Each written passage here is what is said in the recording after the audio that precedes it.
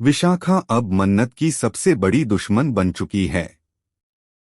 जिस घर में कभी प्यार और अपनापन था, अब वहीं साजिश और धोखे की परछाई मंडरा रही है। मन्नत और विक्रांत का रिश्ता, जो भरोसे की नींव पर टिका था, अब धीरे धीरे टूटने के कगार पर है।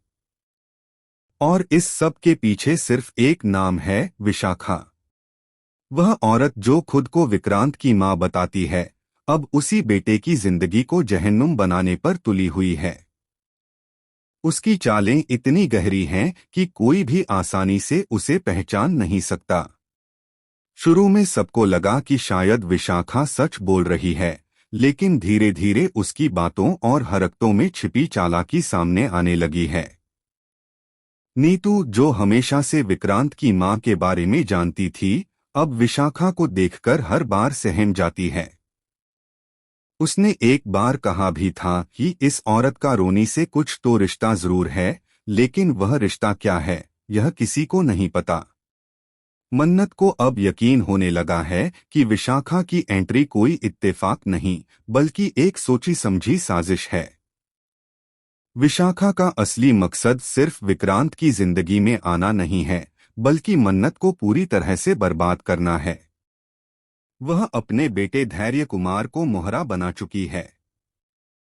धैर्य, जो कभी मन्नत का अच्छा दोस्त हुआ करता था, अब मां की बातों में आकर मन्नत के खिलाफ जाने को तैयार है। लेकिन उसके दिल के अंदर अभी भी एक जंग चल रही है। एक तरफ मां की आज्ञा, दूसरी तरफ मन्नत के लिए उसका सम्मान और प्यार।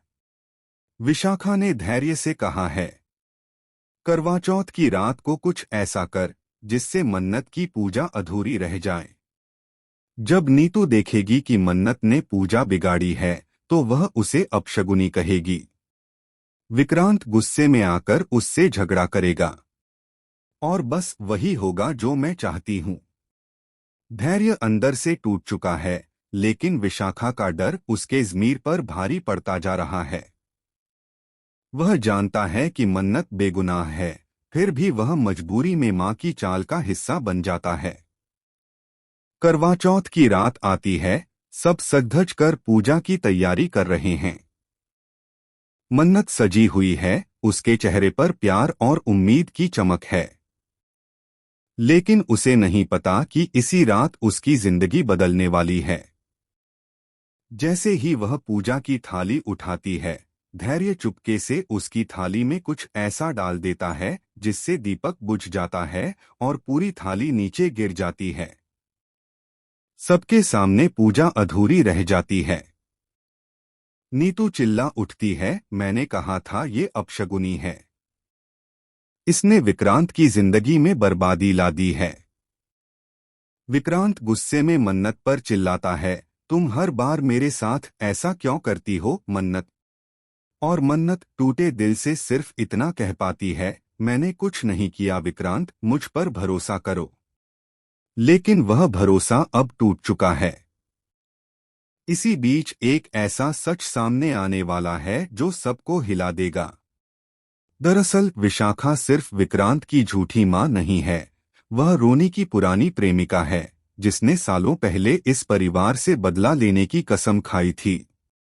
और धैर्य धैर्य वास्तव में उसका बेटा नहीं, बल्कि एक अनाथ बच्चा है, जिसे उसने सिर्फ अपने मकसद के लिए पाला था।